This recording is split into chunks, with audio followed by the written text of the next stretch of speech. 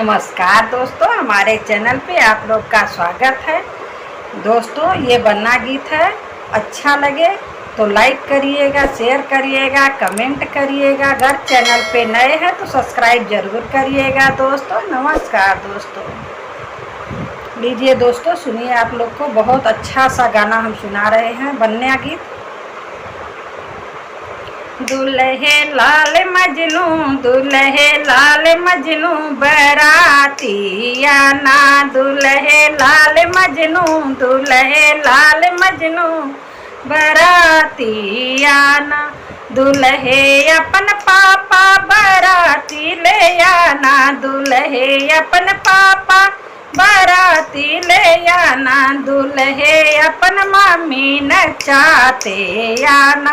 दुल्हे अपन मामी नचाते आना। दुल्हे लाल मजनू, दुल्हे लाल मजनू, बराती आना। दुल्हे अपन चाचा बराती ले आना। दुल्हे अपन चाचा बराती ले आना। दुल्हे अपन चाची नचाते आना। दुल्हे लाल मजनू, दुल्हे लाल मजनू, बराती आना। दुल्हे अपन जीजा बराती ले आना।